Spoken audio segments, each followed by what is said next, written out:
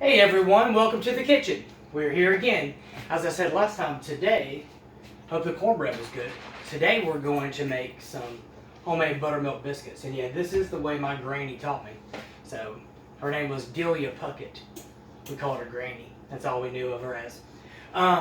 So first thing you've got to do, this is a bowl that my mom gave me before she passed away. But this is what you call a biscuit bowl. I've got to have a biscuit bowl. I can't make it in anything else. But basically, it's just an old Tupperware bowl full of self-rising flour. You make your biscuits out of it using the flour, and when you're done, you just close the lid back up, and you'll use it next time again. So first thing you have to do with your self-rising flour is you have to sift it. So even after out of a new bag, you got to sift it. Sifting flour is fun. You just kind of make it look good. Get it cleaned up. Get it smooth so it's looking good.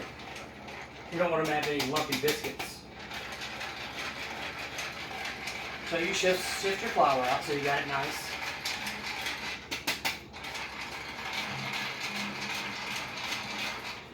Lump free. There we go. We'll set that aside. So now you have your biscuit bowl full of nice sifted flour. Next thing you do is inside your bowl, you kind of make you a little hole. Make you a little hole. So you got like a bowl inside of your biscuit bowl, inside of the flour. So next thing you do is use you some Crisco. I don't like to use lard or anything like that. My granny never did either. She used Crisco. So you get you about a half a handful of Crisco and put it right in the middle. Then you take your buttermilk, always buttermilk, and you put enough in there just to cover up the Crisco. So now you've got a bowl full of buttermilk and Crisco, and you've got the flour all around it. I'll see if I can move this down here so you guys can see it. Okay, so here is your bowl, your biscuit bowl. You have your flour. You have your flour all the way around it, then you got your hole in the middle, and you have your buttermilk here, and you have your Crisco right here in the middle. So now what you're wanting to do is take your hand and just kind of squish that Crisco up like this. What you're trying to do is get it all mixed up, and then you use your hand to just kind of rake some of the self-rising flour in there. And the whole time you're doing it, you're just kneading it together where it stays good, and just kind of finishing that to get it nice.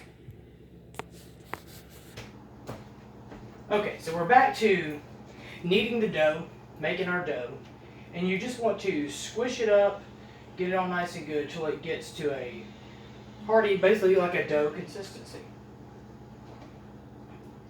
Thinking of this biscuit dough reminds me, one time, it was a long time ago, I went to a church organization, and during lunchtime they were having a picnic for everybody that was there. And when I walked over to the cooking area, I think they were cooking chili or something dumplings or chili and biscuits. I don't remember what it was. But there was these two great big old guys, and they had overalls on, and they were over there just cooking, doing their thing. And I asked them, I was pretty new to the church and stuff like that, so I was like, well, what are y'all doing? And who are you guys, and what are y'all doing? And they were just, their answer was, they said, we're part of the church ministry. They said they were the cooking ministry, and that just made me laugh. And that was the first time I knew that churches had different ministries and stuff like that. So just thinking, these guys were the cooking ministry, and they definitely were. I'll just say they fit the part well. And so that got me thinking sometimes of what ministries we could do at the church, or what ministries you could say, because now you've got like women's ministry and men's ministry and outdoors ministry and hunting ministries, and before long they'll probably have a NASCAR ministry, and I think I've even been involved in a sewing ministry or two. Alright, so we've got our dough all cooked up here. As you see, it's pretty good consistency, pretty thick where I can pick it up and it kind of falls right back out, if you can see that, like that. Okay. So that's where we want to stop right there. We don't want to over knead it or over mix it. So now what I'm doing is just getting the dough off my fingers. Okay, now we're here. So we've got our pan greased up. We've got our oven set to 420. And like with everything, I always like to use my hands. And as you see, this stuff's made with love and good stuff.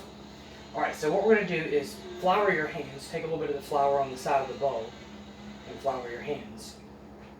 Then, basically, you just pick up a little pinch of the dough, roll it up, that's your little biscuit, lay it on the pan. Each time, just kind of do that each time, flour your hands each time, roll it up, put it on the pan. It's very simple instructions and very simple ingredients. You just have self-rising flour, buttermilk, Crisco, and that's it. But the one part is, or the secret ingredient of it is how you make it, as far as putting it in the bowl. Or I mean, you don't have to use one of these bowls, but if you're going to make biscuits a lot, it just makes sense to. Because if you just put it in one bowl for one time, you'll really mess that bowl up and you'll waste your flour and stuff. But they're still good. I mean, so I would, if I were on vacation or somewhere and didn't have a biscuit bowl but I wanted to make some, I would take another bowl and make some. But just want to get a good consistency. Roll them out. Lay them on the pan. Another thing you can do with the same ingredient is, once you have it to the dough consistency of the biscuit consistency, if you add a little more flour to it and actually lay it out on a cookie sheet or some kind, your counter or somewhere, you can roll it out with a rolling pin. You roll it out and cut it into strips, and it makes wonderful dumplings for chicken and dumplings. So then you just make your chicken soup, make your dumplings, slice them up, put them in there. Fantastic.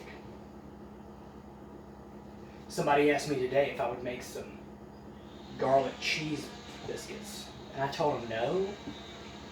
I only make this kind of biscuits. I don't know how to put that other stuff in there, but this is good. So here's our biscuits. Here's what they look like on the pan. You can see that. 420 degrees going in. We'll put them in for about 15 minutes, that's all, and they'll be ready, and I'll show you when we're done. Okay guys, the biscuits I think they're just about ready. We've got some bacon cooking on the stove to go with these biscuits. Cook about 10 minutes in there. There is you a pan of your granny's hot biscuits. Now let me show you one more thing. Every good house has some butter waiting to go. Real butter. Real butter. Always real butter. Slice your biscuit. Slice your butter. Lay it right in there. Squish it up just a little bit. And it's so fantastic. Shouldn't have took such a big bite. Sorry.